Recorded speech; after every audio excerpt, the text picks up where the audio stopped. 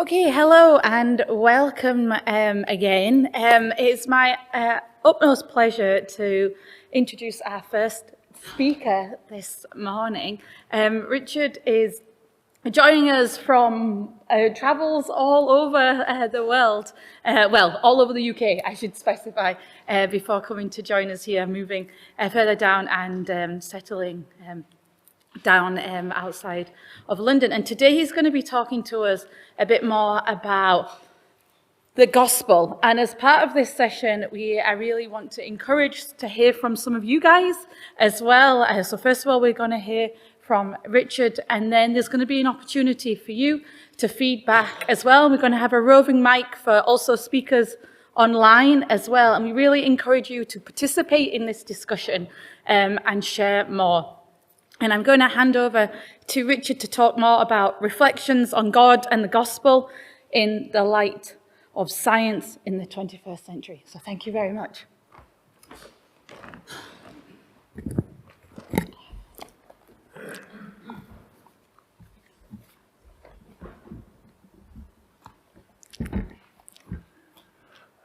Thank you very much, Emily, for that kind introduction. And thank you also for the invitation to speak here, which I very much appreciate, because the network of Christians in science, I think, has enormous potential for helping really good science-engaged theology and the relationship between science and Christian faith really to get deeply embedded in the lives of our churches and way beyond.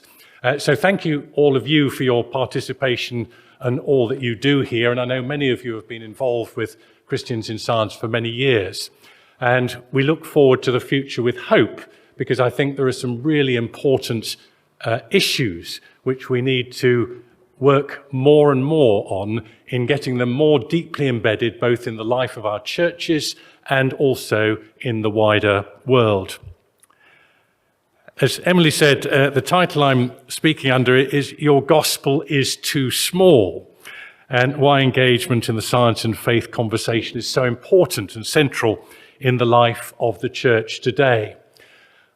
There's a part of me after our opening worship with those wonderful words from Psalm 148 and the great canticle from St. Francis and the verses from Isaiah and the music songs. There's a part of me thinks, well, if we just all take that to heart, the job will be done, as it were. And what I can add is just a little bit of footnotes to all of that. So thank you to those who led our worship this morning.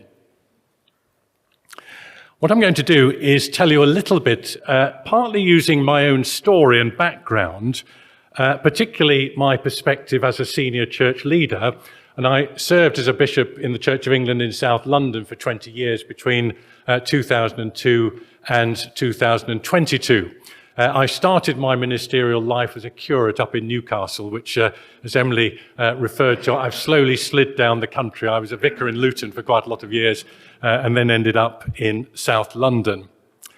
But I want to present you really with a perspective from that of someone who's been engaged in church ministry for a number of years and who thinks that the engagement between science and Christian faith really is central. I think it always has been, but I think for a great number of reasons, it's even more important today and going forward. And we heard some of those reasons in the talks last night. I'm going to talk probably for about 40 minutes, and very helpfully, the Good Baptist Church here have put a great big clock at the back of church that I can see to keep time, which is always very good discipline for those talking at the front and preachers. So I hope I'll keep. And then Emily's going to introduce a time, what I hope will be not just a sort of ding-dong question and answer session, but a sharing of some of the wisdom and insights that I know are here in this room. Well, there are still plenty of caricatures. Now, the great thing is pressing the right button now. Here we are. Here's the title of the talk. There are lots of caricatures still in the world about the nature of science and religion. And this is just a little introduction. I'm looking at Matt, hoping that you're going to play this through for us. Oh, yes. So, I've learned that the world is 4,500 million years old. If you're very religious, then it's not 4,500 million years old, it's 6,000 years old. One of these is not correct, using simple logic here. Now, the science boys, they've got anoraks, they've got glasses, they've got Bunsen burners and petri dishes. I've got to go with them because they can bend glass, and if they heat it up, and sodium chloride and potassium permanganate makes potassium permanganate. What was the one that was... and that was that one, and all that stuff that we did. And then if you're religious, the religious boys, they've got a book.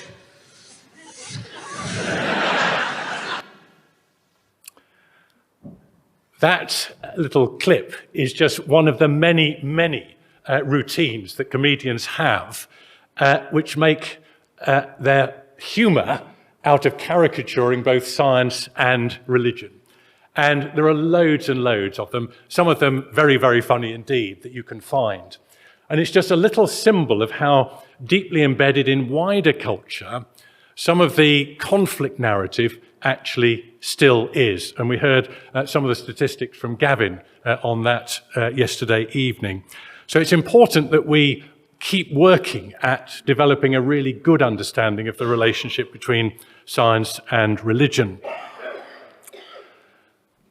In my teenage years, which was quite a long time ago now, I read a book called Science and Christian Belief by Charles Coulson, C.A. Coulson, which some of you may be familiar with.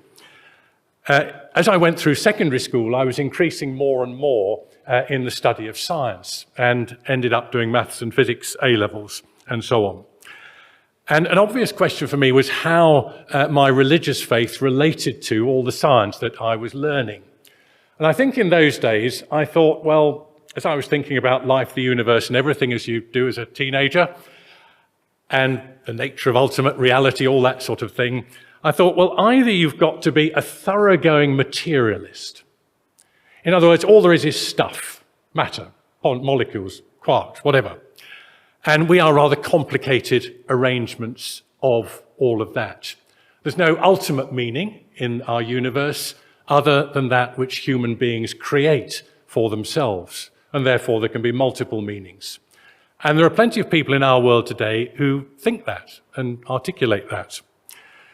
But if you can't quite stomach that, you've got to be some kind of theist.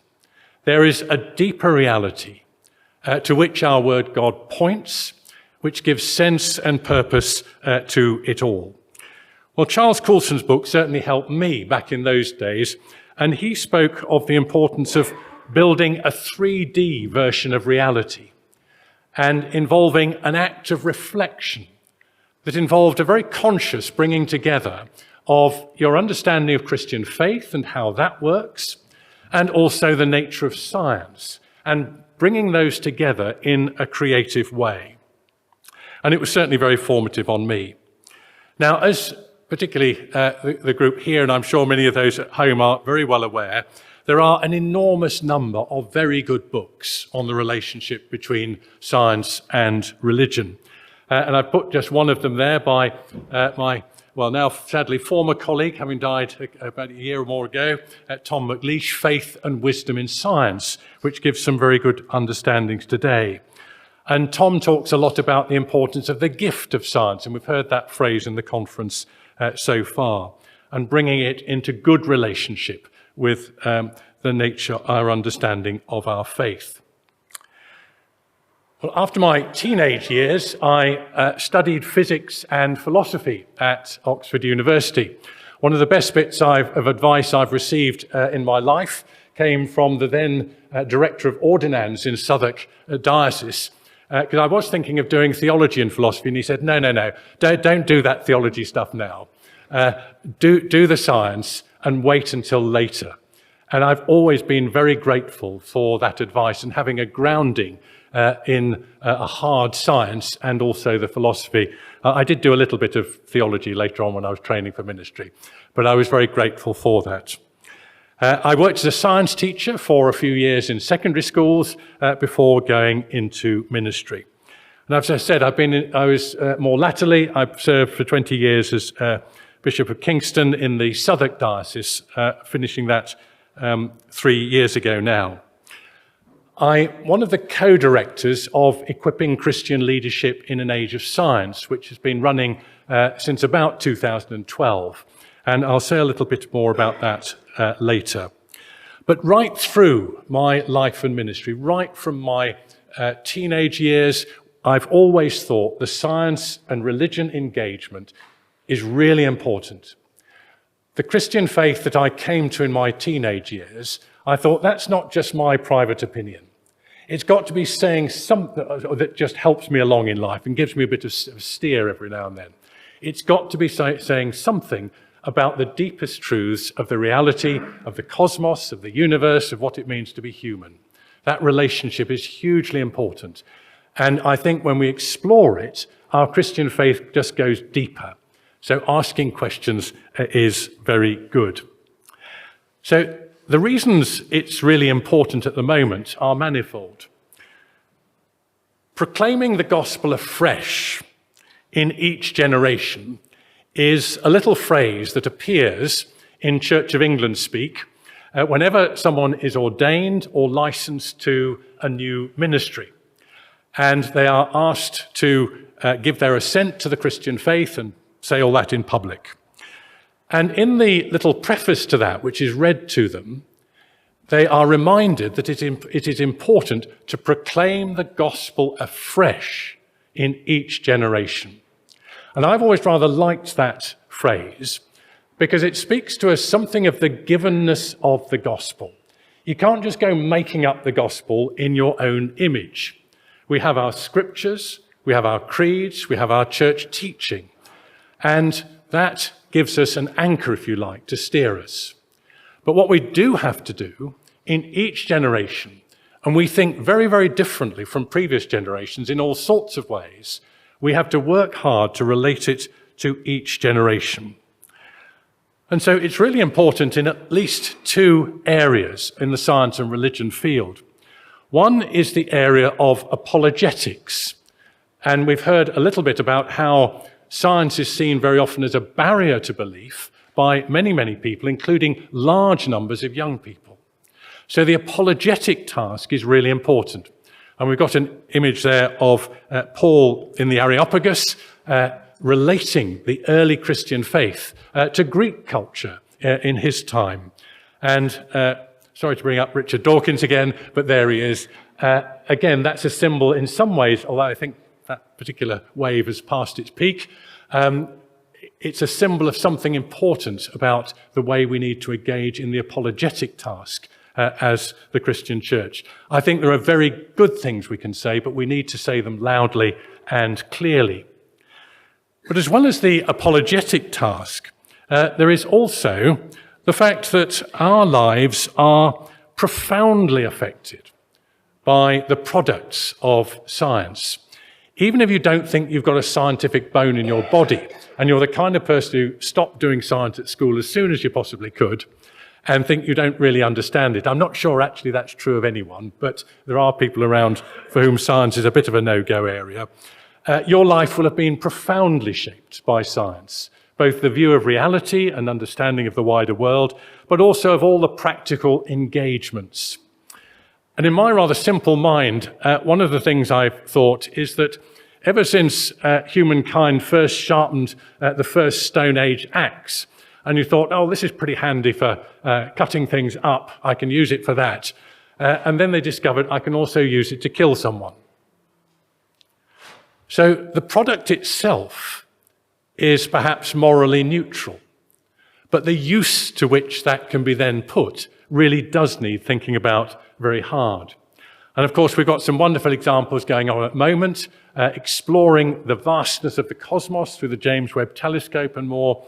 And then we've just been through the pandemic with the extraordinary development of vaccines so quickly and all that. So there are these huge areas of our understanding of the cosmos, our genetics, artificial intelligence, which we're going to hear a bit more from my colleague Catherine later on today, climate change, genetics, the practice of warfare, for example, in a very conflicted world. All of those depend on a great deal of science. So all of our lives are profoundly shaped by that and that practical engagement. In the ECLAS project, we've had many conferences involving extremely good scientists and some senior church leaders and a few theologians chucked into the mix as well. And we've invited the scientists, and usually we've gone to them to share a bit about what they're doing and what the issues are in their world. And there really is an appetite, we've found, for engaging at a deeper level about the wider implications of some of the scientific developments. They're well aware of the need for ethical frameworks, indeed a bit of spirituality and theology around it, and also a bit of a spiritual rudder and so on.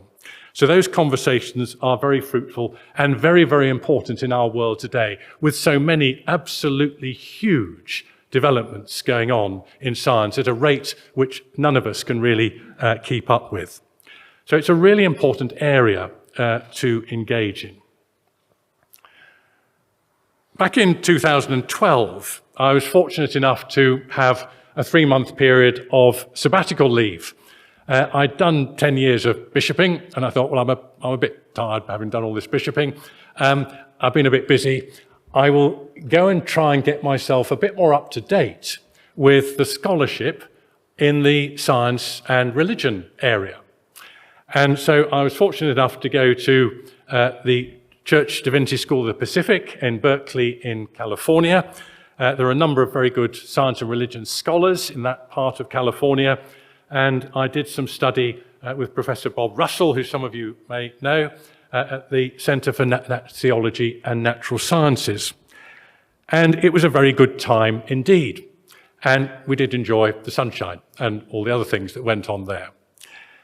But what I came back with was something I'd not really expected. And it was this, that there is a mountain of really good academic scholarship on the relationship between science and Christian faith, which really does torpedo that caricature version of the conflict stuff, a simple conflict narrative. There's loads and loads and loads of it. And I was privileged to dip my toe into a little bit of it. And the challenge to me coming back was, well, okay, if I worked extremely hard and was lucky enough, I might be able to add a little pebble somewhere to that mountain and that'd be a genuine contribution. It's really important stuff, all of that scholarship. And my heartfelt thanks to those of you who engage in that, because without that, we've not got the credibility and the direction for the church then to move in. So the scholarship is absolutely vital. But there's another task which for someone in the role I was in as a bishop in the Church of England was key to me. And that is, how do we communicate this? How do we get this material embedded in the life of our churches, in the life of our education system, and in the life of our wider world? That communication task was the real challenge. And providentially, I fell then into what was then the very early days of, it had only just begun, equipping Christian leadership in an age of science, which was a project designed to do precisely that, get it embedded in the life of the churches. It was deliberately designed as a catalyst project to try to stimulate and get stuff more embedded. So it won't run on forever. It's not a forever organisation. It was meant as a stimulus to get things embedded in the mainstream churches and to encourage some of the organisations and give resource to some of the organisations like Christians in Science, which do have a particular gift and an ongoing ministry. So part of this was a story of continuing to make sure that the distortions and the challenges to Christian faith, which very often come in our culture and in our age, that they don't simply take over, and that the church has an effective approach. Some years ago, one of my predecessors as Bishop of Kingston, Bishop Hugh Montefiore, who in many ways was a person ahead of his time. He wrote a lot on science and religion issues in different ways. And he was very aware of the importance of having credible Christianity in our contemporary culture. And I think that is always true. So what I'm going to do now is talk a little bit more about the nature of the issue, why it matters, and what we can actually do about it. And I've put at the top of this slide the phrase lies, damn lies, science and theology. And you're probably familiar with the famous phrase, I think allegedly attributed to Benjamin Disraeli, about discourse in politics. There are lies, damn lies, and there are statistics about the misuse of statistical information with which we're very familiar. My guess is today you might come up with a phrase saying, there are lies, damn lies, and there's social media. We live in a very complicated communications world, and we need those communication skills very much if we're going to be effective. So let's just think for a moment about the pervasiveness of the conflict caricatures and where they're embedded, firstly in wider culture. And I begin with a tweet that was done a number of years ago now by Ricky Gervais, which, to give you a moment just to take that in. And if you remember, there was a story where a chap called Felix Gaumblater, that's it, I think I've got that right, jumped out of a balloon which had gone up pretty much to the edge of the atmosphere, higher than most of us would want to go, and he jumped out with his parachute. Lots of science had been done to work out how he was going to twizzle around when he came down, and he came down safely. Sadly, he's died not very long ago in a rather accident. I did wonder what his mother thought when he jumped out of that thing, if you watch the video footage. But it was at the same time that Malala Yousafzai was shot in the head by the Taliban in Pakistan as a schoolgirl. And of course, the way those two are juxtaposed in this tweet plays straight into the caricature. Now, a lot of people will be getting their information from that kind of thing, and there will be lots and lots of examples, contemporary examples. Another area, perhaps a little softer than that, in the books by Dan Brown, and Da Vinci Code and so on, there are all sorts of quotes lying around in that book, which play straight into a conflict narrative. And I've put a couple of those up in front of you there. Now, my guess if you're reading your Dan Brown book, you're probably lazing around on holiday and your brain probably isn't engaged that much. And this stuff sort of seeps in if you don't think about it. And this will be a very critical, this particular audience and those online will have a great interest in this. If you don't know much about it, some of this stuff can actually begin to seep in. And so some of these episodes, the Galileo debate, the evolution debate in the 1860s, the Scopes monkey trial in Dayton, Tennessee, and that's a clip from the film in the bottom left-hand corner, the new atheist stuff, that sort of stuff really will be shaping your perceptions as you go in. You won't be reading long tomes of well-written stuff on science and Christian theology. You'll be absorbing all this stuff. So it's widely spread in our culture. So if we're not careful, this is the kind of situation that we end up with. And this is a summary that's taken from Christopher Southgate's book, God, Humanity and the Cosmos. And just draw your attention to the bottom one. In short, science seeks after objective truth. That's the real way of finding things out. And all this religion stuff, well, that's just your private opinion. Might help you along in life, psychological crutch. Okay, it's all right for that, but it's not much more than that. And that gets absorbed. Back in the 1990s, I did a doctorate at King's College London, exploring collective worship in a wide sample of schools in Luton, where I was a vicar at the time, and looking particularly about what's that collective worship saying about the nature of religious belief, and particularly about its truth. And the conclusion I came to as a result of that was that religious belief was being portrayed as an individually chosen, private, practical guide to living. An individually chosen, private, practical guide to living. That wasn't deliberately what was being said, but the net effect of the way it was done, that's the cumulative effect. So it reinforces some of those things. So it's really important that we tackle it.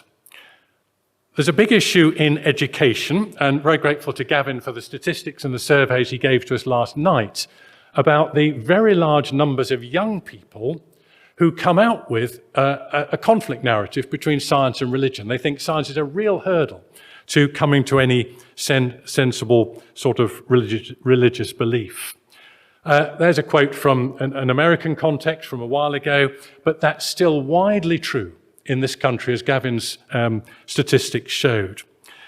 I don't think it's deliberately taught, but there's not enough space in the curriculum for a wider understanding of the nature of science and the relationship between science and religious belief. And there's a lot of good work, I know, done by Faraday, God and the Big Bang, big questions in the classrooms and so on, to work on this in this particular area. But I think there's a huge amount more that needs to be done. And some of that might be done by people who are science teachers in schools, who are Christians, who may be able to think about the way they do it within the professional parameters they've got to operate with and work out how to do that.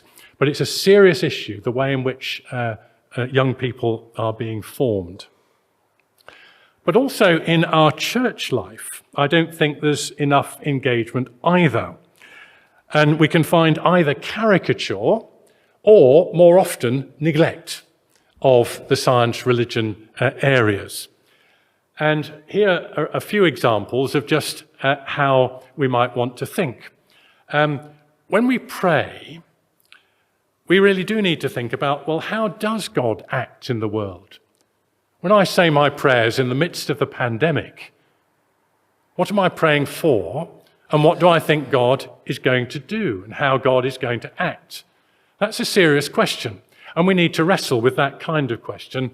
And I've put a few other of the kinds of questions which we need to look at and think about. We also need to think very hard, and we're going to do a bit of that this afternoon on artificial intelligence, about how as Christians do we respond to some of these huge changes that are taking place around us. And we need to have good teaching about that, which is rooted in our Bibles and in our creed. And we need rather more of that in our churches. So that conflict or neglect caricature can exist in the world of the wider world and the media. It can exist in education and also in our churches. So put very simply, I think science has got a bit of a PR problem. We need to look rather more deeply about the methodology of science, the way science actually works, and we've got some very good what I would call proper scientists here in the room who've spent their life doing scientific research. I've got quite a lot of sympathy with the model that was presented to us, perhaps slightly tongue-in-cheek by Matt last night, with the wow, and then how, and then, well, now, how does that shape us? Little circle of that as scientific method. But you can get lots of models like the one I put on. But it's very important that we don't fall into the danger of either scientism, that science gives us all the answers to all the meaningful questions that we can ask, or into a kind of reductionism, that in the end, we are only a collection of atoms and so forth. There can also be quite a lot of caricatures, and we can, if we're not careful, our culture can cause quite a lot of loss of confidence, I think, in our churches and in people of faith. And the idea that theology and Christian faith is just really a rather ill-considered, you haven't really thought about that properly. You're not engaging your brain. It's a thing of the heart, and that's all it is. There's no rationale behind it. And that little clip from Peanuts points a little bit in that direction. We need to be wary of the caricatures of theology. A lot of extremely good thinking. God gave us brains to think about this world, about the nature of the big questions that face us, and we need to use those and thank God for them, both in science and in our theology and not lose our confidence in it. So here's a little slightly deeper dive into the nature of Christian faith. It's a profound thing, and we need to remind ourselves. Here's a little model. Faith involves. It does involve what Borg calls assent to certain beliefs. Christian faith is telling us there are certain true statements, true things about the way we see the world. That's really important. But it's also about where we place our fiducia, our trust, our ultimate trust goes. And it's about fidelitas, our faithfulness to God as we journey on. It's about our whole vision of life. So faith is not just a trivial, ill-thought-out opinion. It's a profound whole way of seeing things. And we need to be confident about that. And perhaps in our secularized part of the world here, we need to remind ourselves that something like a third of the global population align themselves with Christian faith and a quarter with Islam. So that hard-edged secularism is very much a minority sport. And I think at the moment we're seeing some indications of the importance of spirituality and of faith through what's been dubbed the quiet revolution, I'm not the quiet revival. I'm not so sure how much weight we can put on that at this stage.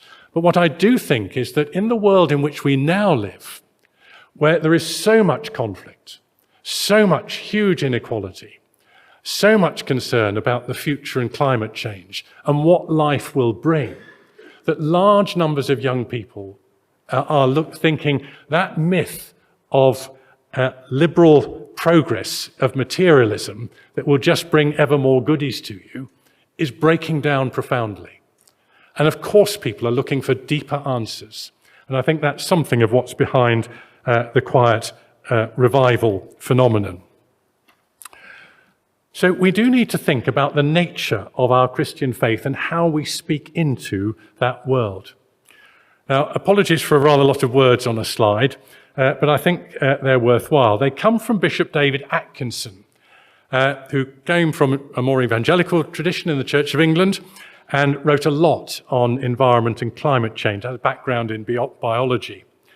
And he wrote these words, and I'll just read one or two of them. I think much Christian theology has become virtually overtaken by the view that salvation is essentially something to do with our individual souls, our journey to heaven. It's all about me and Jesus, the individual evangelism side of things. Now, don't get me wrong, that is not unimportant. It's hugely important that people come to faith. But the gospel is far bigger and broader than just the sum of a large number of individual relationships of faith with God. And David's words point to that, and they echo some verses from 1 Corinthians 15, which give a much bigger view of the nature of Christ. And I'll just read a few of those verses to you. Speaking of Jesus, he is the image of the invisible God, the firstborn of all creation. For in him all things in heaven and on earth were created, things visible and invisible. Through him, God was pleased to reconcile to himself all things, whether on earth or in heaven. So those verses point to a big cosmic understanding of God's gospel. Salvation is to do with all of creation. We had that echoed in Psalm 148, all the earth praising God, not just humankind. And so that big understanding of salvation, I think, is really important in the life of the churches. Certainly in the Church of England, I think through pretty much most of my ordained ministry since the mid-1980s, there's been a real anxiety, for very good reasons, about the falling numbers of people coming to our churches, and that persists. And the primary response to that has been, oh goodness me, we must go out and evangelize, get more and more people in, and especially young people. Now, that's not an unimportant thing to do. But if it's the only strand and other things fall away, then I think we lose something of the wholeness of the gospel. So we certainly need the book of nature. And here are some verses which speak loudly to us, straight from the book of Scripture, about the book of nature, and how in our science we can discover more and more about the wonder of God as we explore more and more deeply. And there are plenty of people who've talked about how God can be found in nature as well as through the Scriptures, right from the start. So it's very important that we have that wider understanding of how we receive and understand God. Of course, we need to put them in conversation with each other, but I would suggest the book of nature and the approach to it is embedded, actually, in the book of Scripture. And there are plenty of verses we can point to. I've just picked out 3 of them.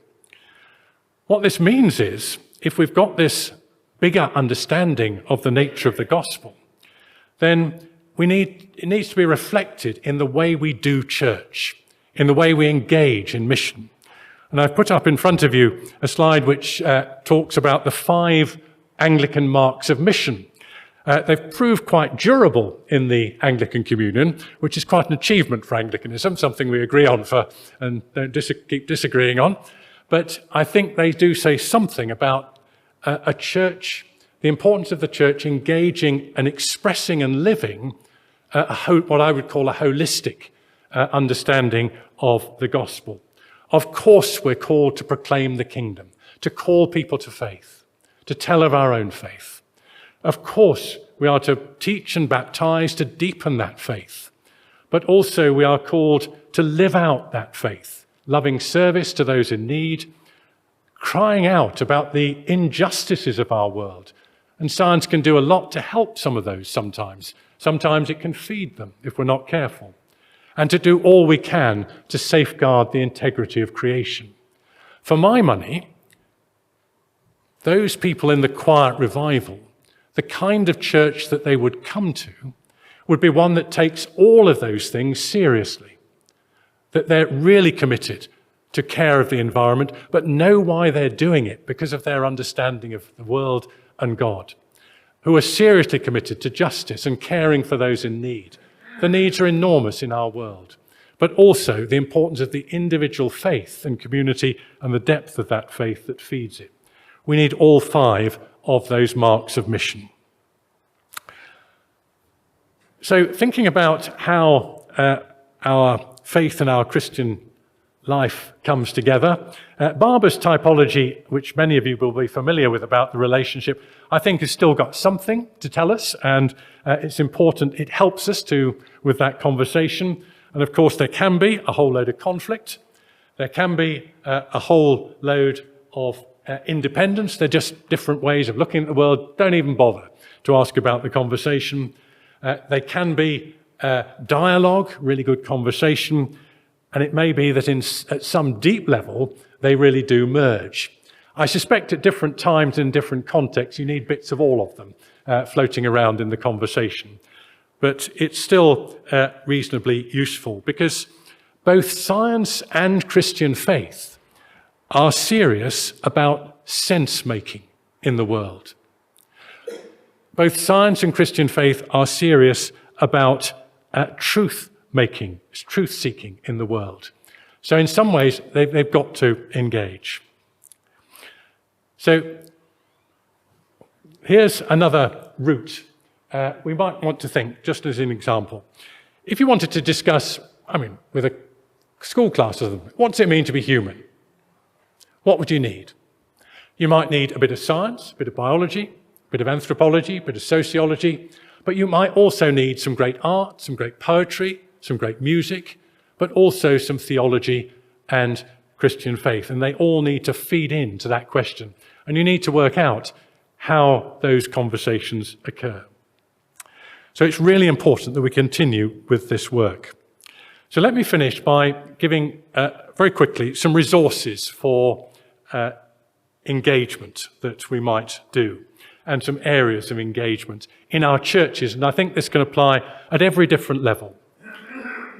I think it's really important that our understanding of science and the way we see the world really is embedded in our worship and our regular worship. It's our worship that shapes people, that inspires us, that gives us direction. It needs to be embedded. We had a bit of that this morning in some of the hymns that we sung. But very often, as was said last night, you can have a wonderful slide of God's creation. The words on the front aren't related to it at all. So working out how we really do engage the fact that most people are aware that the world, the cosmos, really is quite a big place. It's quite complicated how we're made. That's part of our reality of the way we live now because of modern science. That needs to infuse and be embedded in our worship and spirituality. It also needs to be in our teaching, in our Christian teaching, because it gives a more confident faith, I think, when we do that. But it also needs to apply to, gives us a greater foot in apologetics and also in our engagement with some of the massive issues that our world faces. So all of those areas, I think, need to be engaged with. The ECLAS project, I'm coming to the end, and we'll move into conversation and comments in a moment. The ECLAS project has worked since about 2012 and followed pretty much all the way through a 5-fold pattern, which has proved remarkably durable.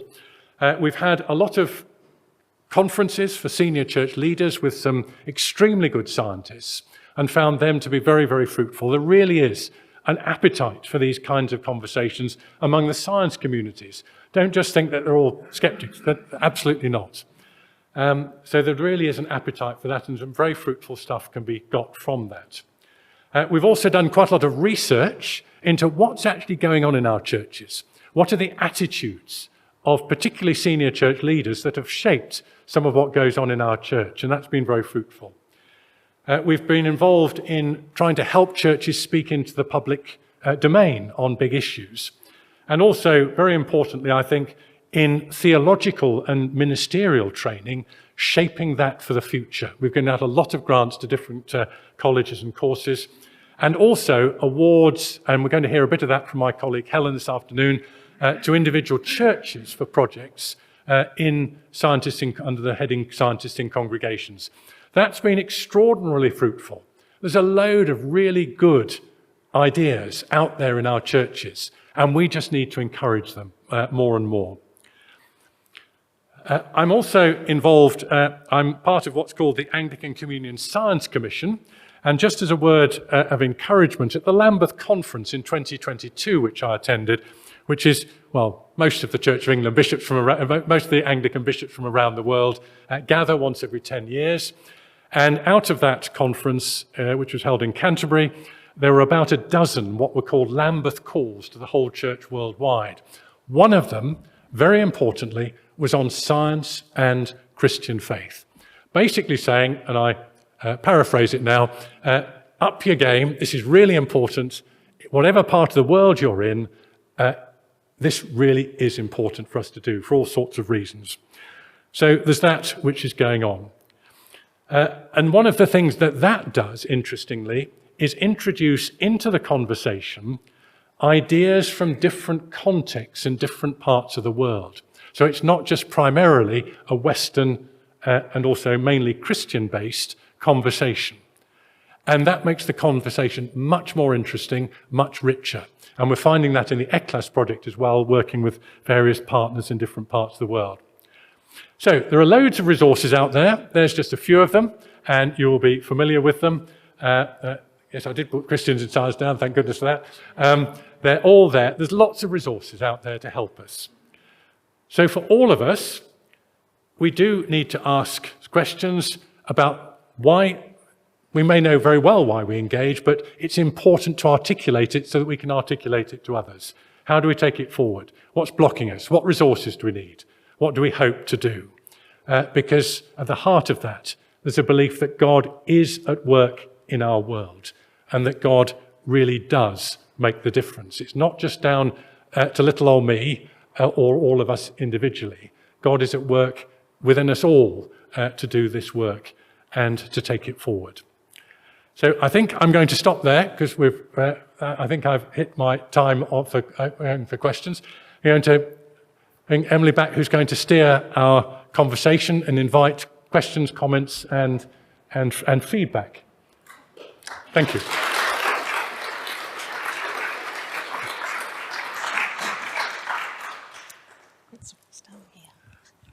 Right, we've got a roving mic, and what we might do, I think, is collect 3 or 4 comments. Yeah. Because, as I said at the start, there's lots of wisdom in the room, and there may be some questions coming in online, which Matt's going to flag up for us if they come up.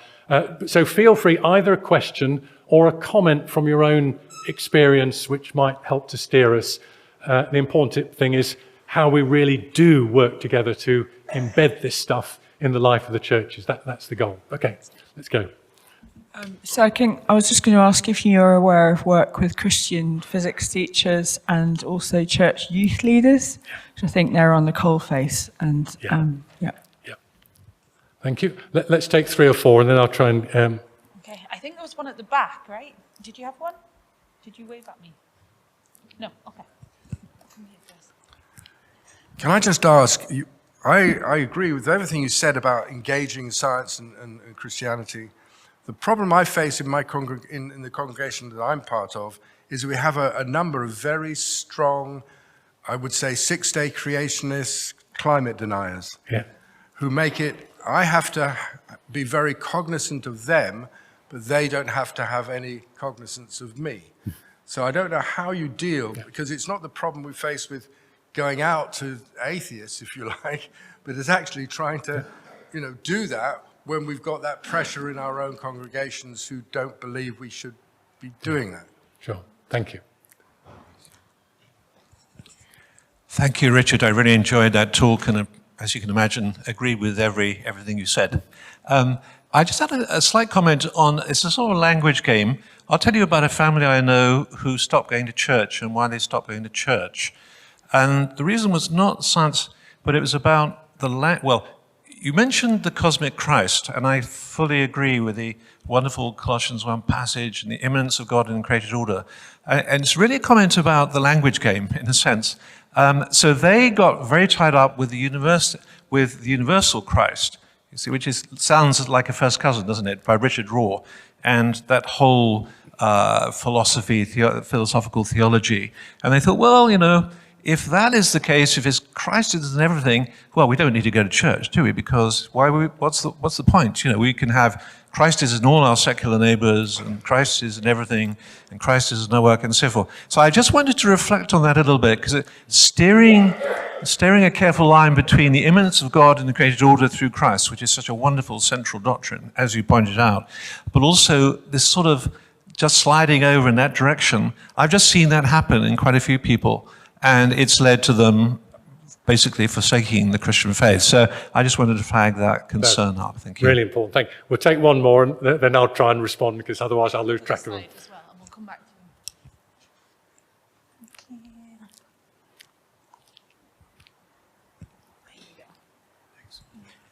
Thank you, Richard. My question is, do we scientists need to exercise a bit more humility? The reason I ask that question is because the science and religion conflict thesis is quite tired now, and we all think we know where the boundaries are, what is caricature and what is not.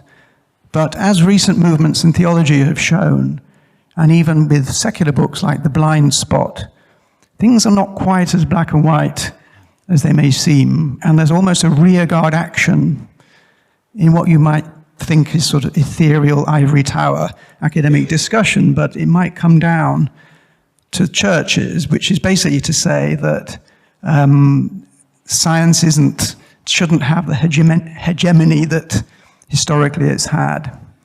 Anyway, I think you know what I'm getting at. Thank you.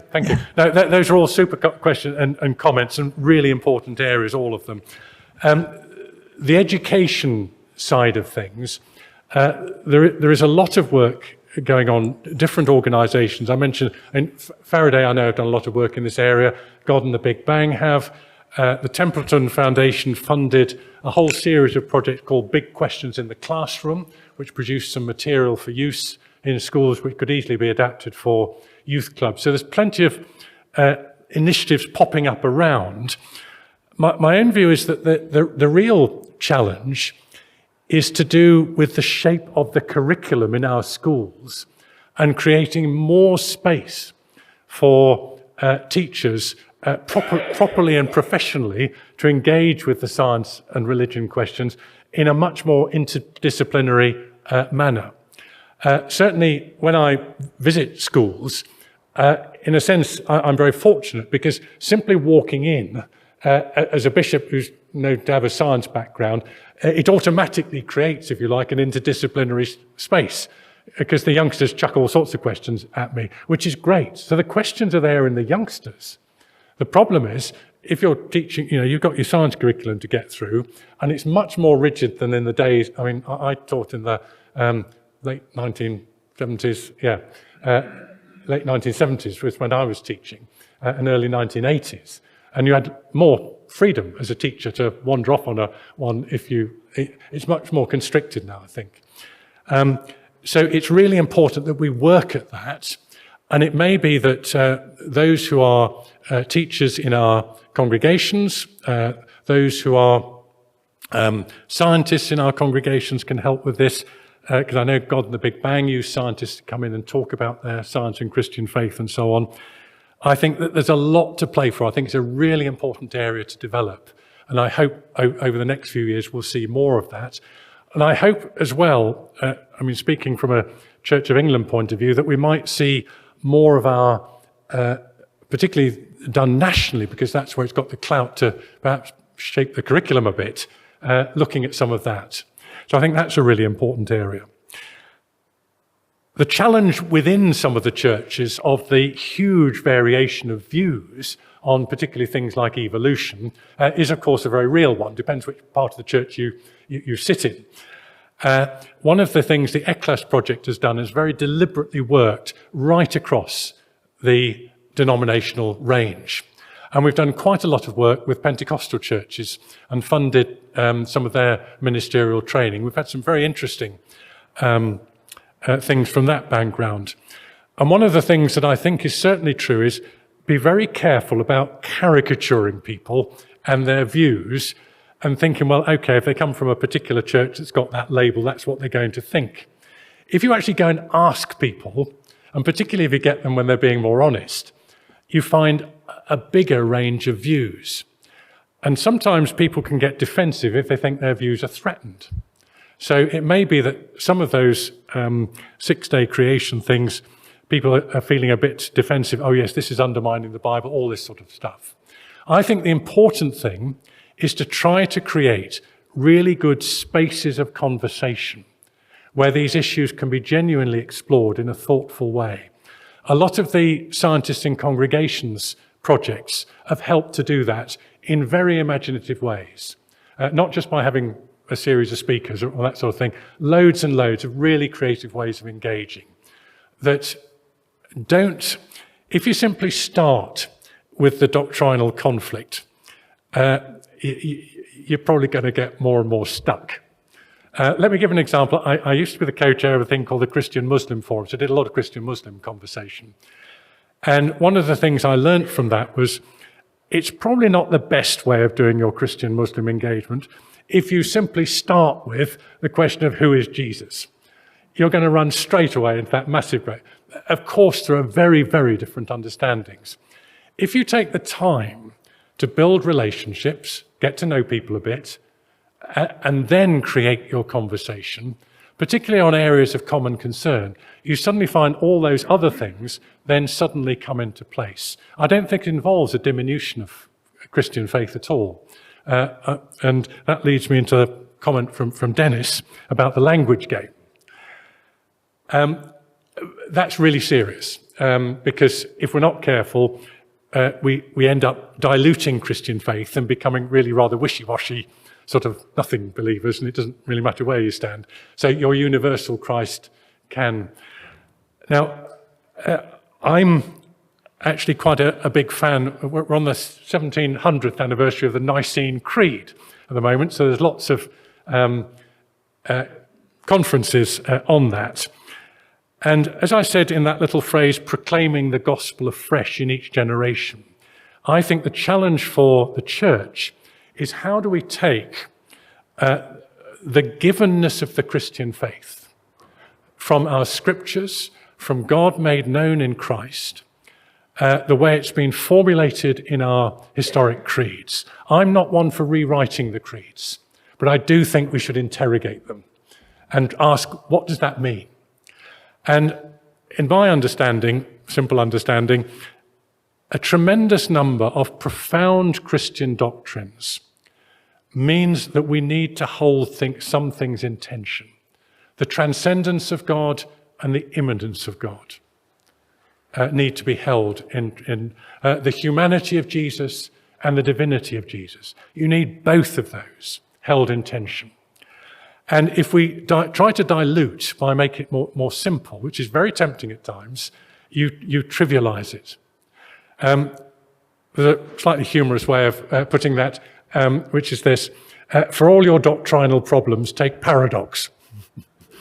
Doesn't say everything, but there's something in it. We have to hold to we have to wrestle with the scriptures, with our understanding of the creeds, and work out what language we use to then express that and engage in a world where so many people have lost touch with Christian language at all. But I don't think we need to lose the heart of the Christian faith. And then the last comment about humility. I suspect we could all do with a dose more of humility. Humus, being grounded. It's not just groveling around. I think it's an awareness that, well, how can I put it? If I adopt a very arrogant and oppressive view with my Christian faith, I'm going to put a lot of people off. If I think, well, there's absolutely no room for any doubt at all here, off you go. Most people, if you ask them about their faith, if they're being honest, there are all sorts of questions and doubts. It's about where we put our trust and our confidence. We put our trust and confidence in the God whose nature is love, who is made known to us in Jesus Christ, that way of God's sacrificial love really does shape the way in which we should live, our direction. That's where we put our faith. But as we do that, we go through all sorts of twists and turns and ups and downs. So we need a proper humility, but also a proper confidence.